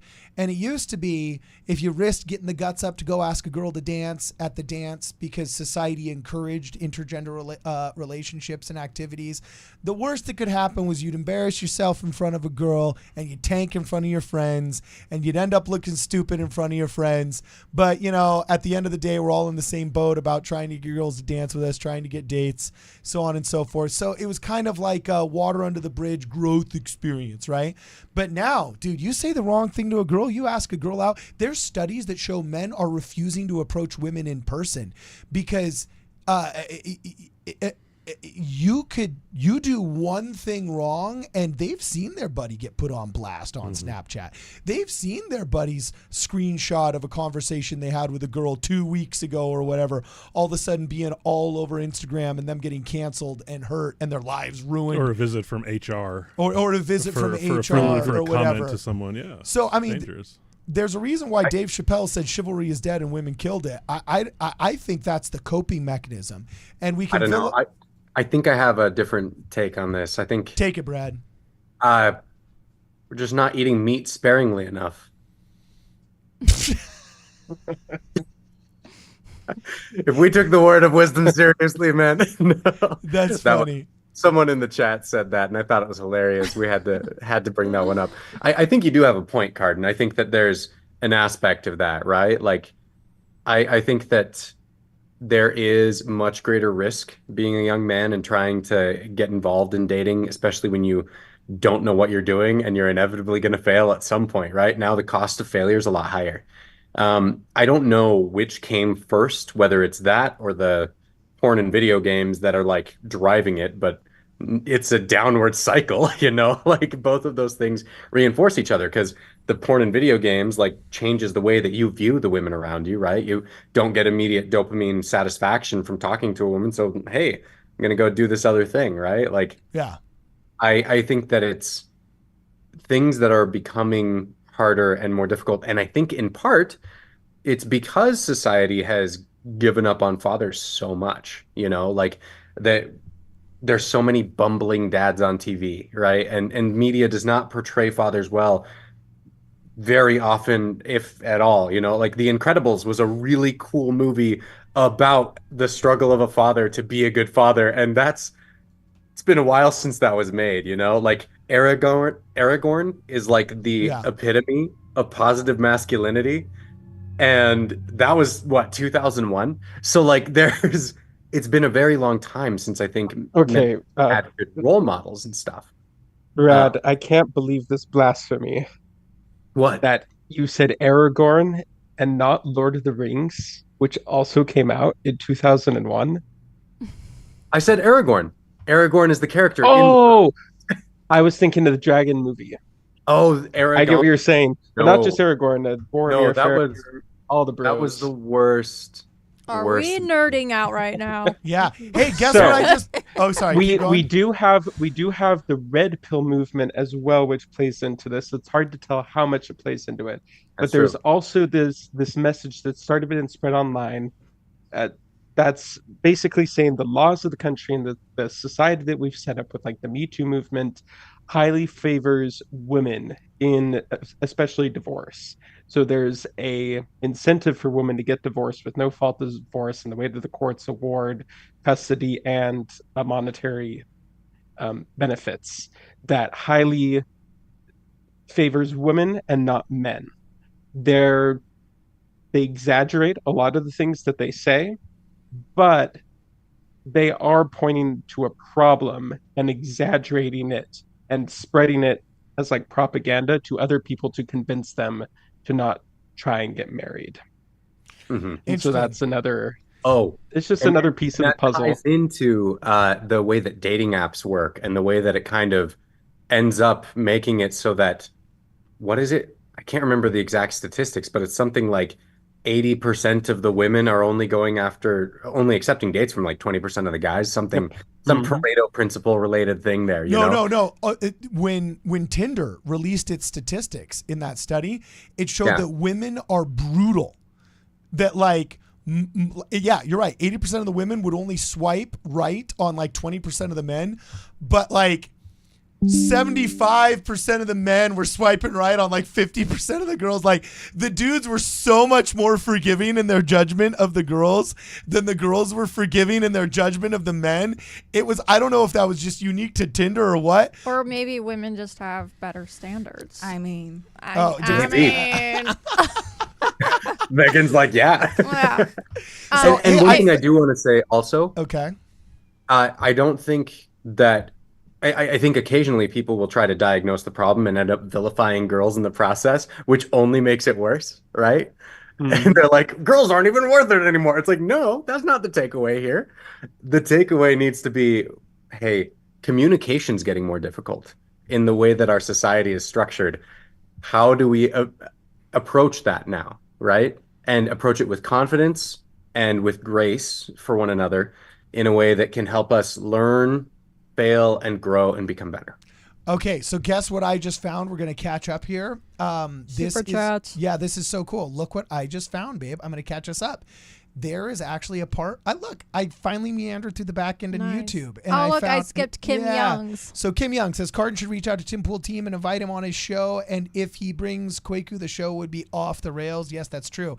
Hold on. Go up to read Rex's. Rex says, as a young gay man, there was nothing I wanted to be more than to be a husband and father. Now approaching my 47th anniversary, it makes me sad to see young men be generally uninterested in it. What has happened? We just talked about that. Now Fog Defense says, hey, Brittany, can I get a shout out to my wife Melissa and my 5 daughters, Kiera, Faith, Elana, Kareen and Marilyn. Okay, I can read Marilyn. I got that one. They are watching with me. Okay, Brittany, can you give a shout out to these lovely ladies? Of course. Hi, girls. So Melissa, and then go back to it, or I gotta find their girls' names. You Okay. took it off the screen. Sorry. Here it is, right here, so you can see it. Hold on, I'll try and find it on really my fast. phone. Boom! It's right there. Okay, no, I got it. Okay, so Melissa and his 5 daughters. Is it Kira, Faith, Alana, Kareen, and Marilyn? Hi, girls. I hope you're having a great Wednesday night. I hope you're liking the live stream. Anyway, nice to meet you virtually. I'm glad you're watching and you're here with us tonight. Okay, awesome. Then we also have Brad's going to appreciate this one. Says, unrelated, but my husband and I have been enjoying The Dragon Thief, says Mary Nawata. And Janine, we've received the records of Janine. Welcome to the Ward Radio Wigwam. Everybody that would like to welcome Janine. Hold on. Janine, we're going to get to you. Brad, what was that? That was cool. I don't know. It was. You had fireworks going off. What? Fireworks just blew up on the screen here. Like everyone saw that, right? I think it's Yes. one of your Zoom Yes. settings. Perhaps I think even if you did a heart sign, hearts will show up. It's okay. Not What really. did you do though? He You was did like Did celebrating. this. I did a fist bump, and it was like, that was so cool. That was pretty rad. Yeah, actually, if you go like that, if I'm not mistaken, He just tried. it'll do. we might have done too many in a row. Just Okay, barely. that's true. Okay, cool. One per episode. That's all it's got. So my least favorite part is being a musician, says Mary Lou Hayworth. 90% of my callings have been musical callings. Ooh. Carden laments with you. I gotta tell you, Mary Lou, that is a unisex issue. You have to hide if you can play the piano in the Church of Jesus Christ of Latter-day Saints, because the second you have a boat, you get pigeonholed in Boy Scouts. When I was at BYU and I had a truck, oh my gosh, oh goodness gracious, every girl in the ward that needed to get moved, good night. You know what I'm saying? Good night. Hey, Scott, true or not true, bro? Well, I think that's true for anywhere if you have a truck. And if you're big, people just assume you like lifting heavy things, right? I can move your entire apartment building. Not Yeah. just apartment. Just a refrigerator here, another one here. Hey, you've only been baptized for a couple of months now, right? Yes. How many people's houses have you moved yet? Have you been initiated into the clan of those who move why houses? Why hasn't that? Oh, it's a happened? thing. It's coming. Have you set up any chairs? I have. Oh, see? Yeah. See? Set up chairs. What did I tell you? Do you have the really awkward fold inward ones that like never work, or do you have the traditional bifold? These were plastic chairs. Oh, you had the stackable. From real like the light. 1980s. Yeah. They were okay. pretty easy. So anyway, back to the super chats here. We have Annie Croft says the church, when it's done right, was such a good point. Oh, I think that was Brad Whitbeck getting props there. Stephen Diamond says we need more BYUs. Carden as media professor with the crew. I don't know why we're stepping away from BYUs. I feel like we need more, and I think that they should have a BYU Los Angeles, because a BYU California would be super fun. Clayton says, my wife is about to pop with our first baby, and I have a feeling my life is about to get absolutely rocked. Yes. Any advice, Brad, You are correct. Brad and Luke, any advice for a future father? Any advice for a future father here? Ooh, I have another friend who's gonna deliver also very, very quickly. And my advice to him was, don't. This is for like the very beginning for labor and stuff. Don't try to plan anything. Just sort of prepare for what you can, and then let it happen, and just sort of enjoy it and respond to it in whatever way it happens. And don't try to have like this set idea of what it's going to be like in your mind. Okay, Brad. I would say, make sure first off, yoga ball. That thing's the best. Dude, Brad loves that yoga ball. I love that yoga ball. Look. Oh, Nice. Oh my gosh. Hey. Nice. So, yoga ball for sure. And then number 2, what was the other thing that we learned recently? oh, practical. I think emotionally. Oh, a really important thing with your first kid, pay a lot of attention to your wife. Keep a close eye on her. Make sure that she knows that you're there to support her. Snacks, hold her water. Bring her snacks, hold her water so she can get a drink, and especially after 2 weeks, because you might find that people are like showing up, bringing food over and stuff like that for like 2 weeks. And then after 2 weeks, it'll be like, You're good. everyone expects you to get normal. Yeah, exactly, Yeah. Brittany. Yeah, Mhm. they're like, all done. And people will stop remembering to check on your wife too. So make sure that you're checking on her. Hey, so And let's ask this one as well, because Brittany said this, and I've done this to a couple of girls that I know, and also my sister that have had children since then. But I've always refused to ask how the baby is until I ask how they are, because Brittany expressed a frustration that that like right after you give birth, everybody's flooding around the baby. Everybody's asking about how the baby is. Everyone wants Or to like take in pictures. the group chat, like, show me the picture of the baby. I want to see the baby. And it's like, It's I like, just want to I'm see not the baby even- too. Like, I'm not even stitched up yet. Yeah. And I'm dehydrated and I'm miserable and I'm in pain, but everybody's texting me, how's the baby? How's the baby? Nobody's asking how I am. No. You know what I'm saying? But how's the baby? How's Which the baby? probably makes me sound really selfish when you say it like that. Gosh, throw me under the bus. No, I'm kidding. No, I think it's actually valuable. So anyway, yeah, I always make sure that I do that. Then Quentin Burnett says the church messed up the plans for the Deborah Z Ethiopia temple. It's pretty much a temple, and only about 50 people show up for church. I know nothing about that, but thanks for the super chat, Quentin. And Kale Chips Vendetta says you should look up the Mildred B. Cooper Memorial Chapel too. It's beautiful. And I submit Latter Dames. Okay, Latter Dames. That one's Latter nuts. Dames. That's Nice. I just kind of want to smoke a cigar and say, hey, how the Latter Dames doing? You know what I'm saying? See if these broads can get over in here and see if they can, do a little shuck and jive on the radio. You know, What the heck? that's what that sounds like. Hey, can we bring When back? were you born, Cardin? Well, like dames. Who said dames since like 1927? Hey, the 20s are back, bro. Wow. It's the 2020s now. Okay, It's that's true. That's true. Then Aimed Music. Welcome. We've received the records for Aimed Music and Zachary Thornton. We've received the records for Aimed Music. Thank you very much, Aimed Music. Everybody that wants to welcome Aimed Music into the WardRadio Wigwam, put a W in the chat, please. And then Zachary Thornton says, how do I send you money? You guys make it happen and keep putting out content. Oh, why, thank you. Honestly, Venmo or the Cash App. We're at Ward Radio on both Venmo and the Cash App. If you would like to contribute and you can't do so via Super Chat or something like that, please consider hitting us up on Venmo or something like that. So anyway, I had asked literally like 30 minutes ago before we veered down 17 rabbit holes, a specific question of anything Joy and Riley wanted to say, but they're both busy taking care of children right now. So I can get Riley back in here. Oh, you can? Cool. Rock on. Well, where was I in my slew of questions? Megan, help me out here. Where was I in my slew of questions? I don't know, but it was great. You're Oh, asking our. You were doing favorite thing and not favorite thing, but we Yeah. finished that round. And then you said you had something else. Oh, gosh, man. Now I can't remember what it is. Somebody bail me out here. What was I thinking about? I don't know, man. Yeah, geez, gosh, it was a good question. I remember. Brittany should be the one no, doing no, this. I remember what I was going to ask. No, okay, so girls, there's a lot of hullabaloo going on right now. How apparently up in San Francisco they used to have a Relief Society president sit up on the stand. You know what I'm saying? And there used to be some kind of quasi nod to a lot of the female leadership and so on and so forth.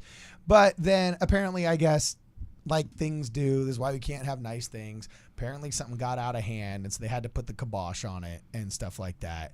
So what like, did that resonate with you, or you thought, like, when I heard that at first, I thought, oh, that's kind of a cool thing to do for the people that are like perseverating on that, have like Relief Society president up on the stand and so on and so forth. Kind of seems like one of those like happy little fixes, like little compromises, or I don't. You're shaking your head, Luke. Joy, yeah, and so I'm conveying what we discussed because we heard about this before it went on the news because my member friend of mine has some people that he knows over there that were hearing about this, and Joy just thought it was so silly, like just the most ridiculous thing. Like, what are they doing? Like, who cares? It's great to sit with your family at church anyway. Like, that's when the bishop gets released. What do they say every time? Like, oh, it's such a wonderful experience. I'm closer with my Savior, and now I'm so glad I get to go sit with my family again. Like, okay. that's so. She just thought it was very silly. So am I just a progmo for thinking that was a good thing, or you might be. I don't know the story. So sum it up. So Relief Society actually, president. I'll read the article right now. I pulled up an article just to make sure that we're not all just shooting from the hip here. But here's the article so everybody can see it on the screen. It literally says, Mormon land, booting women's leaders off the stand was, quote, hurtful and heartbreaking, end quote. But Bay Area members see a way to remedy the pain and even unify the church, right? So first off, I got to tell you, I'm a little suspicious of anything that happens in the Bay Area. Just being from California and knowing the reputation of what goes on up there in terms of just really, really bad social ideas coming to fruition. So had this happened somewhere else, I might be a little bit less dubious. But California is at the bottom of the slippery slope. Everybody says that the slippery slope is the slippery slope fallacy. But man, if you live in Los Angeles or San Francisco, you realize it ain't no fallacy. We live literally at the bottom of the slippery slope. And I think San Francisco is even just like one step below. Like, you know how the kids from hitting the bottom of the dirt at the bottom of the slide, they create like this divot at the bottom of the slide, that slippery slope. That's San Francisco. LA is the bottom of the slide, and the divot in the ground created by the feet of the children coming off the slide, that's San Francisco. So all of the bad ideas come to fruition there. Okay, so what happened? So here's what happened. Okay. For more than a decade, Women's Relief Society leaders were invited to sit on the stand facing the pews during the Sunday services among some Latter-day Saint congregations in the San Francisco Bay Area. It was an uncontroversial tradition until October. Well, I would challenge that because obviously uncontroversial for who, controversial for who. If it was uncontroversial, it wouldn't have caused enough stir for it to have been canceled. But you can always see the bias of these people when they write, but it's fine. When an area president of the Church of Jesus Christ Latter-day Saints ordered an end to the practice, the move felt arbitrary to many members. It was made without consulting any of the women affected, all of whom were devout believers. After a Salt Lake Tribune story about the edict, many women in the region and across the country are writing letters to church headquarters in Salt Lake City explaining why the tradition had been good for women in a church governed by men as a sign of inclusion and gender equity. And in this week's show, they're going to talk about it, so on and so forth. So I was just wondering. Okay, so there's really no details. There was this tradition. Women sat on the stands up until October, and then for some reason they put the kibosh on that. So now the women are pissed off, right? Well, apparently some, and we're led to say the women because there's always bias in these articles. But as apparently we've heard through Luke, they've already talked about it. And apparently there's a lot of people that actually think it's good. These people are only representing those that think that's bad because they have, obviously anti-Mormon bias. It's an anti-Mormon newspaper practically. Okay. But so here's my thoughts. Okay. So I think, yeah, fine. Have the women sit on the stands. I don't think there's anything wrong with that. I don't think that makes you a progmo. But why was that stopped? I think we need more information.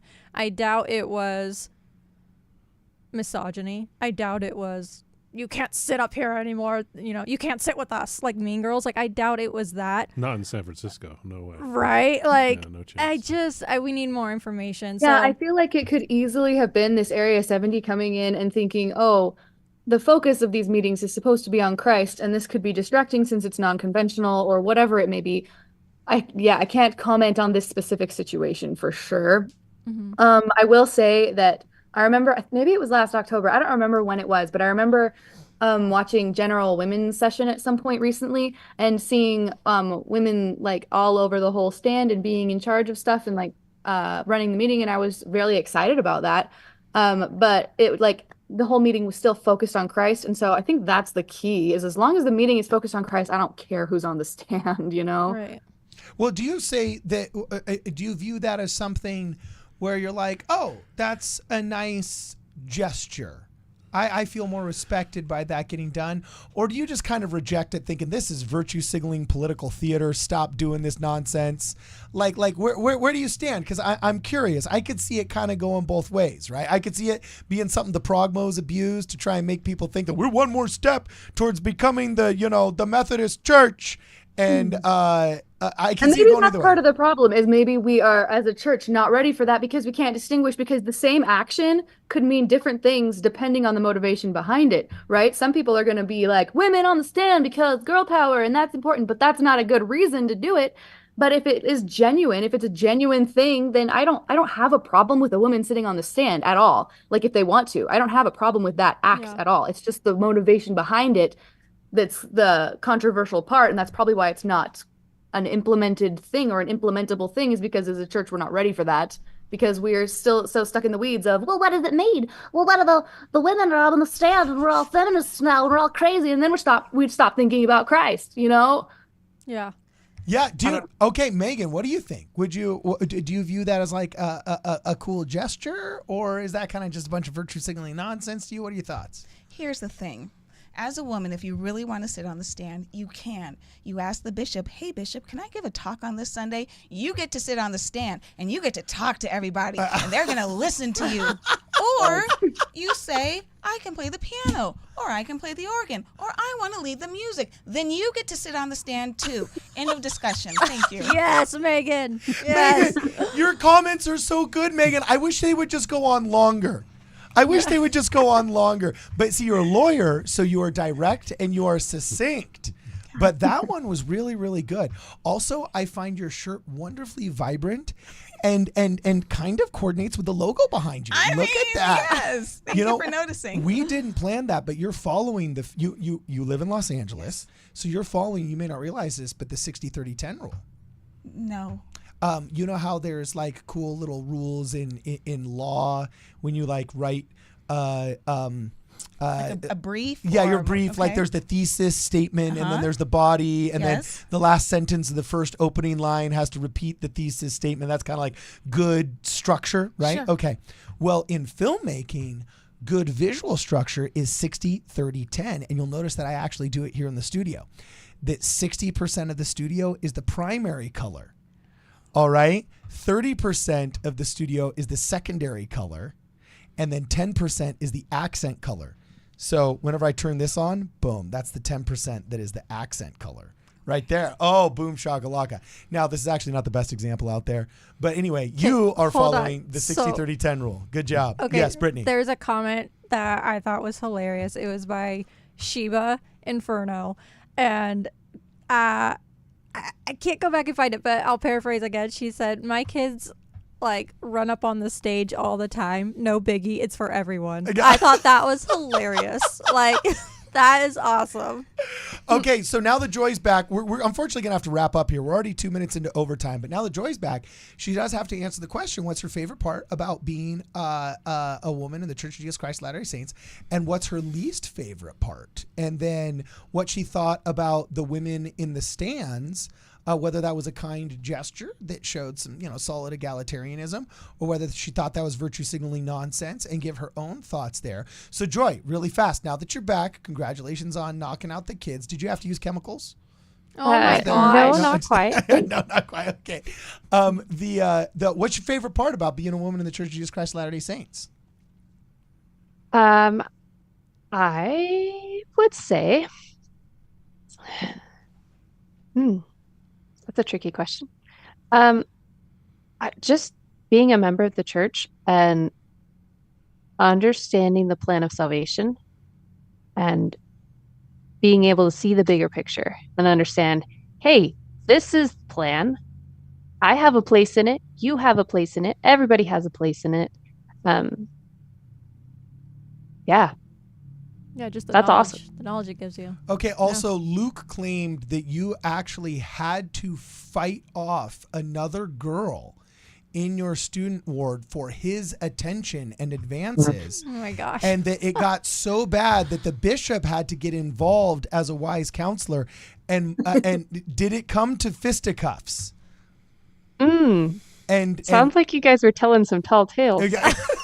I love a good love triangle. I wish it were true. You wish it were true. That's hilarious. That's hilarious. Okay.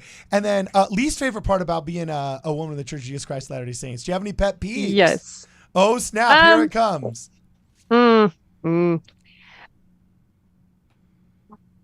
I will say lately, I have been bothered when, specifically women, because I feel like women tend to do it more, but they like take a gospel principle and then they just slap it onto some sort of political or social or whatever. They just like, oh, yep, this is what it is. I literally saw like a scripture reference on a political sign. And I'm like, no. That's not how that works.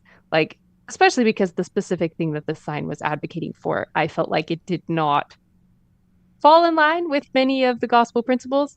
So I don't know, just this pick and choosy, like, I'm just gonna grab this scripture and sounds good, I'm gonna roll with it and kind of ignore the rest. I would say it's kind of my biggest pet peeve right now.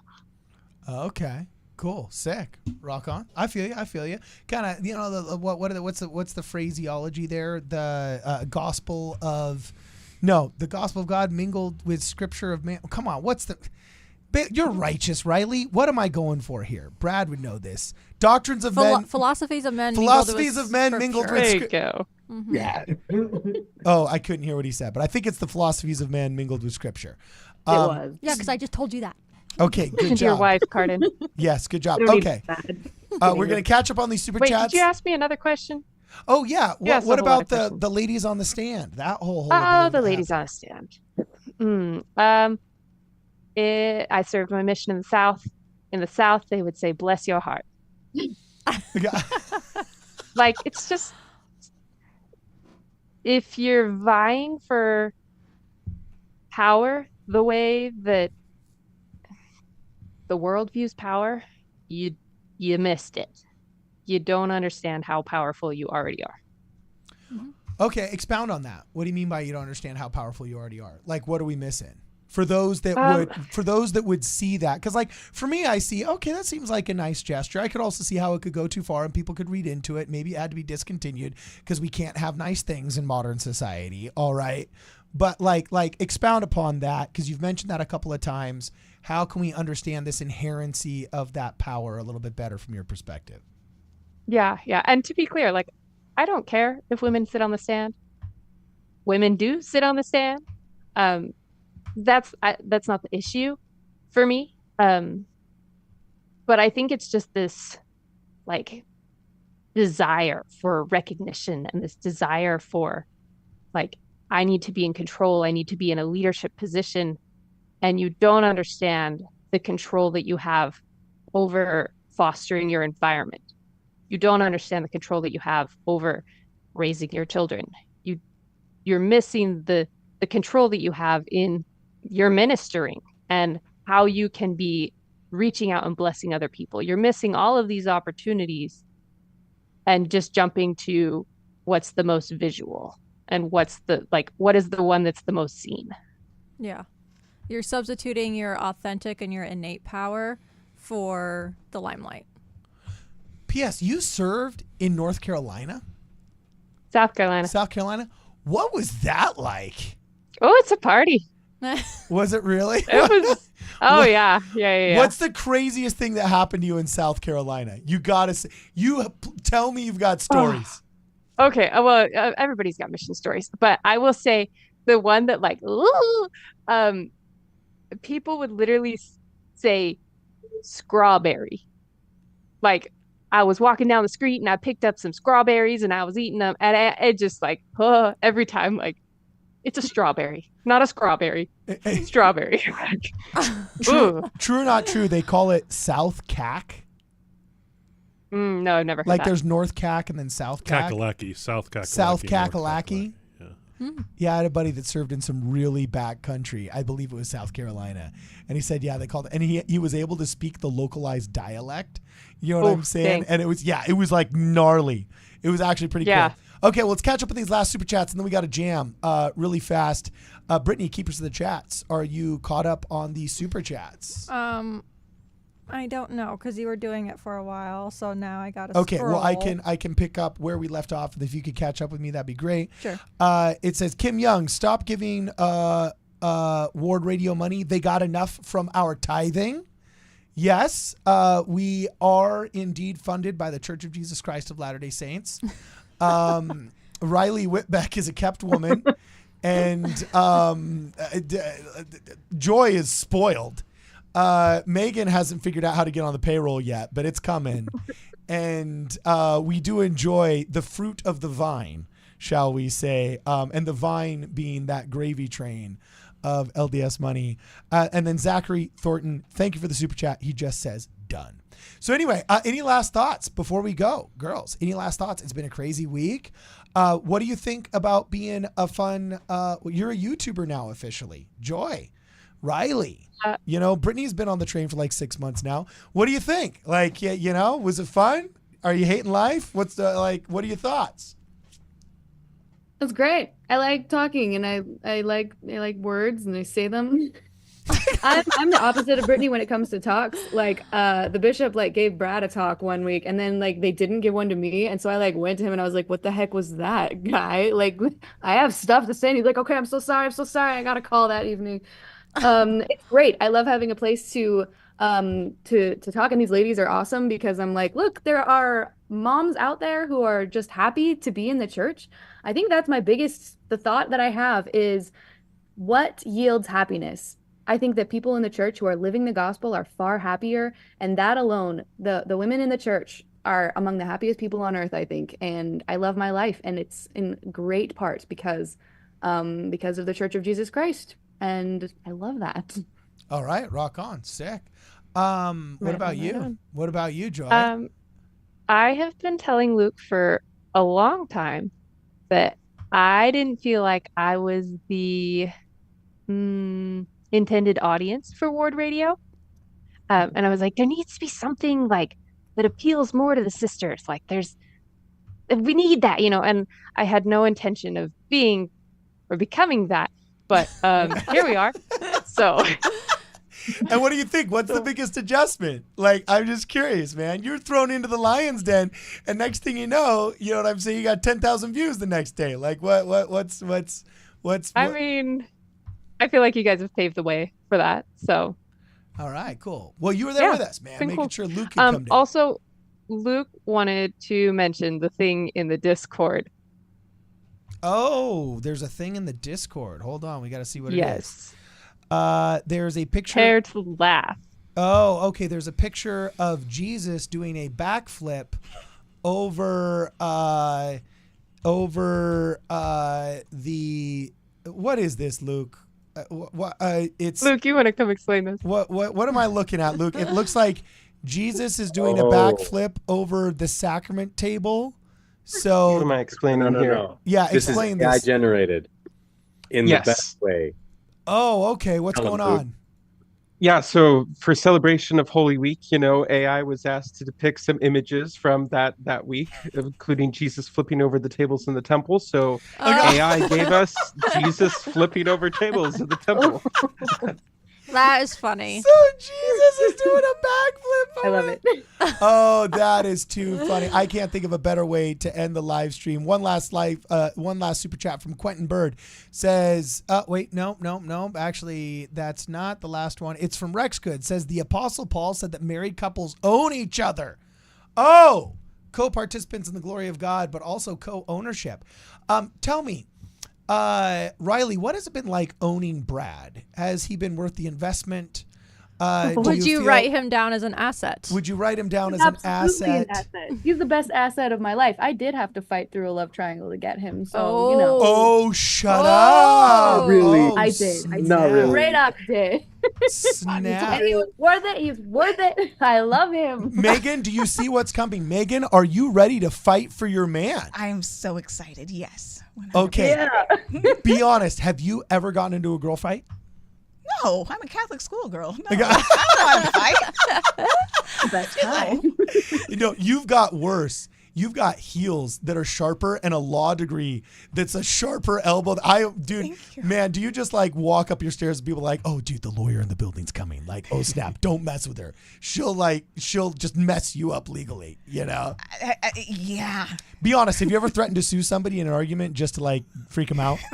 No. Man, dude, if I were a lawyer, I would be dropping the threat of suing somebody every 30 seconds. You flip me off on the freeway, I will look up your freaking driver's license and I will sue you for emotional damage just to see you freak out on the I don't know. I'd be like Donald Trump, threatening litigation every 30 seconds until you're a better person than me, Megan. Thank you. Thank you. Thank you, And then, how's the return on investment with Luke been, Joy? Do you feel like the ROI was good?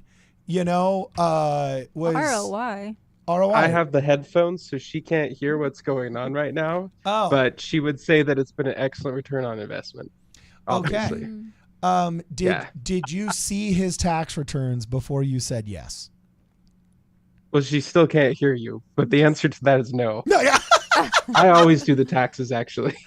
So she hasn't seen any of them. That's funny. Awesome. Riley does all of our taxes, and it's awesome.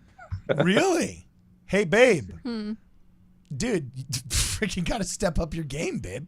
I compile everything so we can take it to our accountant so he can do the taxes. Thank you very much. And that's the hardest part. By the way, yeah, it actually is very hard. True. And by the way, with the new ward we moved into, our guy that does our taxes is our ward clerk too. So like there ain't no dude like so when he sits down, this guy knows before we walk in if we've paid our tithing or not.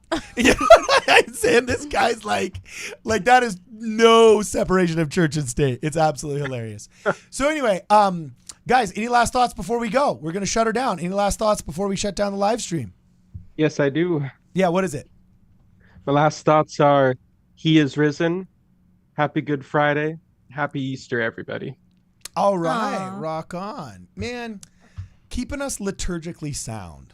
Luke Hansen, remembering the important stuff, and Brad Whitbeck being our diplomat. Anything you want to say, Scott, before we go? Do you have any big matches coming up? Do you have any big movies coming up? Her and I are going to General Conference next week. Oh, awesome. What? So if anyone out there who's watching this wants to come say hi, we're easy to spot. Yeah. Dude, yeah, bro. You're what? You were 6'10"? What?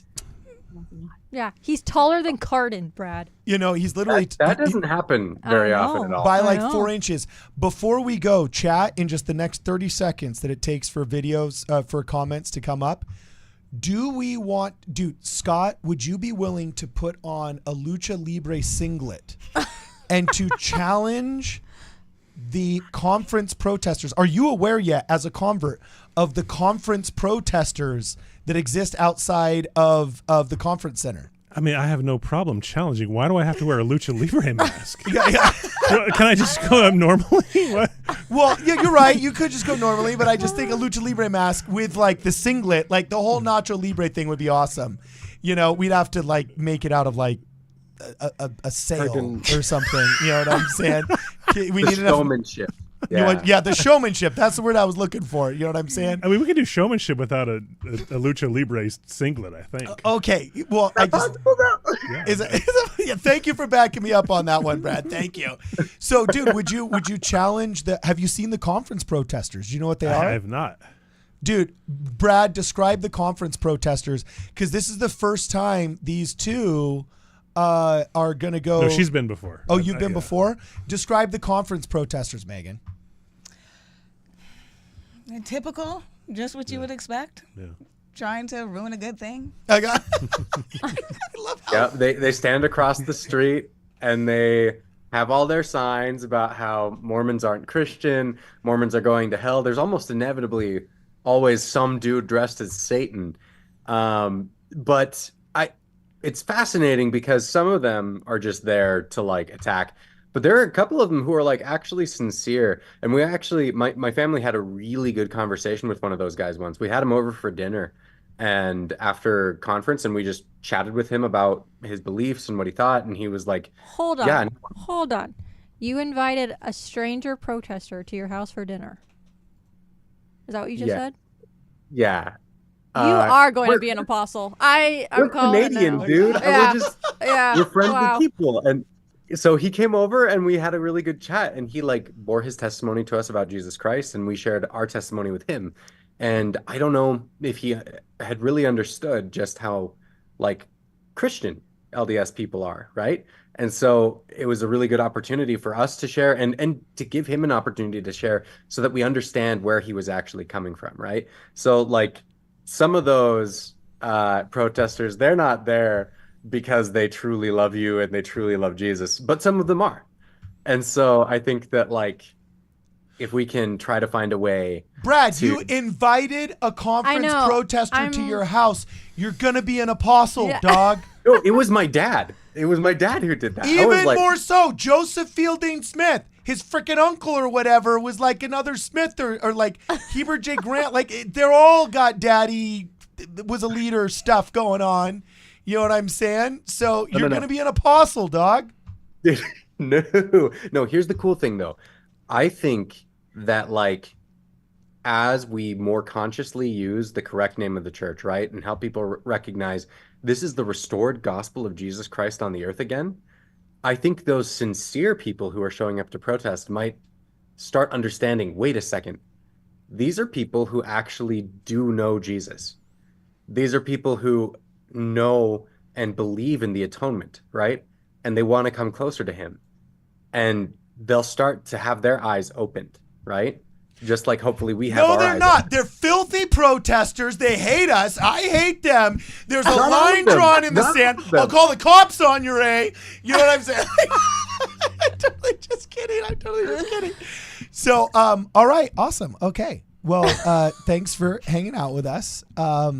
We're totally way over time already. But you guys are great. Brad, can you hold up your book before we go so people that are watching the show? Hold on. Did we get all the super chats? Yes, we got all the super chats. I don't think we did. Yeah, no, I just checked them all.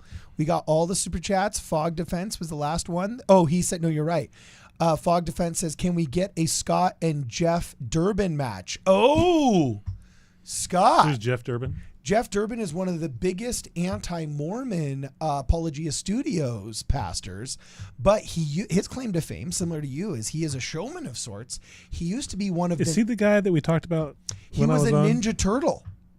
But he's not the guy that was threatening you with the heel No, hook. that's the Mississippi bishop that wanted the heel hook and the chokehold. Yeah, you know what I'm saying? Yeah. No. Jeff Durbin was a Ninja Turtle, bro. And he's got a black belt in he did like a DVD in the 90s about like competition preparation for like jujitsu-y kind of stuff. You know what I'm saying? Yeah. But he was like a stuntman-ish. He was one of the Ninja Turtles, one of the Ninja Turtle stuntmen, you know? And so, yeah, we should do an exhibition match between you and, Is he out here? No, they're based out of Arizona, I believe. So anyway, all right, cool. Well, Joy, thank you very much for showing up. Riley, thank you very much for showing up. Megan, thank you very much for showing up. And Brittany, thank you very much for showing up, as well as Scott. This has been real, and it's been fun. Oh, Luke, too. Luke, do not forget Luke. This has been real, and it has been fun, and it has been real fun. As always, for this and more, please make sure that you guys check us out at WardRadio.com. I built a rocket in my basement. I'm gonna fly it to the moon. This supersonic is amazing. You're gonna feel my sonic boom. I'm flying high and I'm never coming down. Look at me now.